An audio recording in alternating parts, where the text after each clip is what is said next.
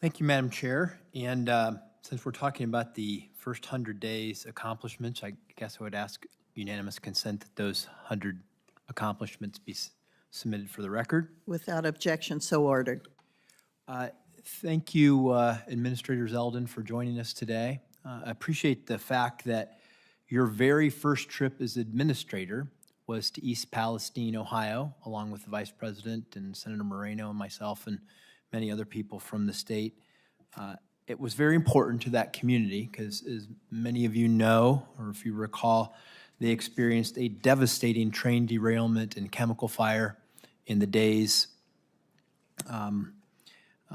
several years ago, and that derailment was devastating for the community, and many of those individuals in the community felt like they were not getting proper attention over time. And so the fact that you made your first trip as administrator to East Palestine, your first trip was to East Palestine, meant a lot to those folks as they continue to recover and show the resiliency that that community certainly has.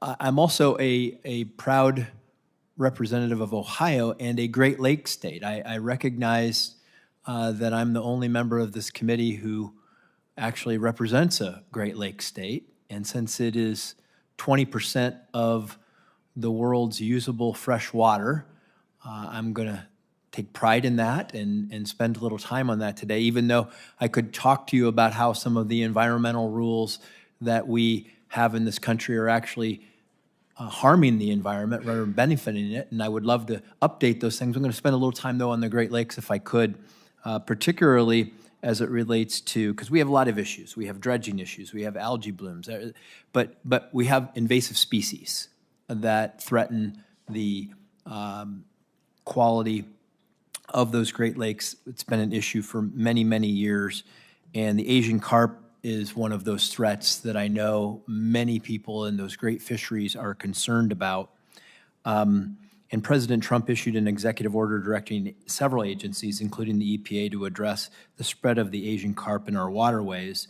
And given the economic cost of this to the Great Lakes, and particularly Lake Erie, which is on the northern border of Ohio, I want to just ask you to talk about how the EPA will use the GLRI dollars to mitigate this issue, and just give us a little insight to that, because I know it matters to all of the Great Lakes states. Yes, Senator, and this is something that's been a point that the president has personally reached out to me on multiple occasions. I think that having a vice president now who has previously and still takes great pride in Great Lakes will make sure that it stays on the top of the agenda for the entirety of the administration.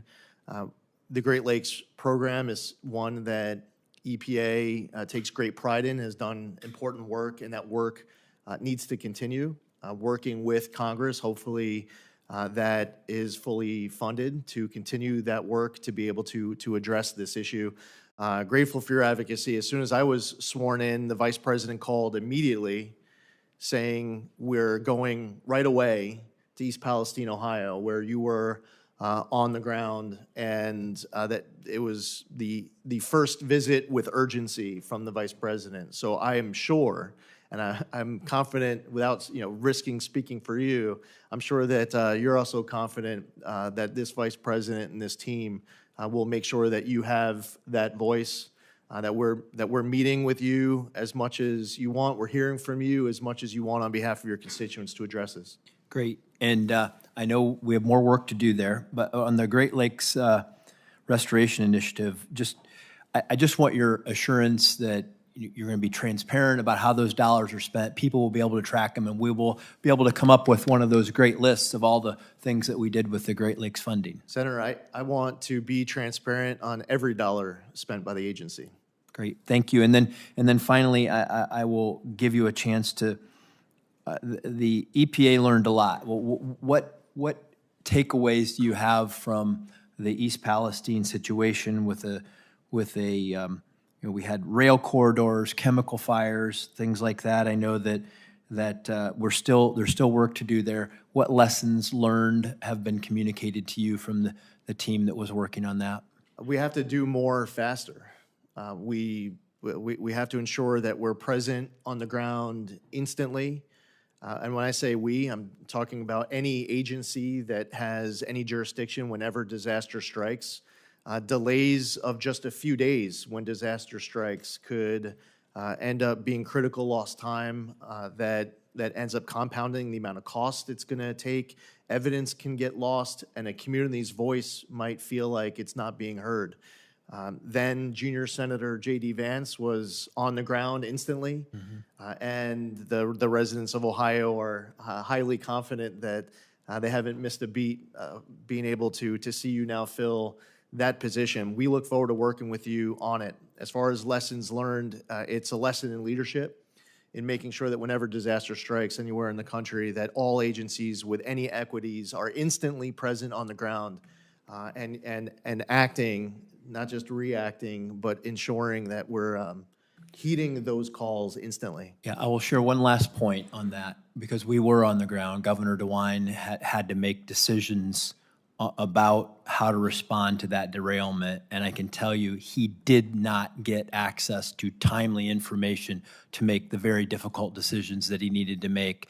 And I just encourage you to work with your agency to make sure that in the case that something like that happens again, that governors of whatever state that might happen in won't have to fly blind because the EPA was not there to give them the information when they needed it. Yeah, and Senator, I would just also add that an important lesson learned, which is still a work in progress, is that there are many others around East Palestine who used to go to East Palestine. And the message needs to go out to them of just how much East Palestine has rebounded under your leadership. And it's time to help reinvigorate that local economy inside of East Palestine. Communication, not just to the residents inside of that community, but to the residents around that community. It's time to go back to East Palestine and help them recover. I look forward to the time that we can get you back and we can tie this one up and help East Palestine recovery to even higher, better status than it was before. Thank you, Madam Chair.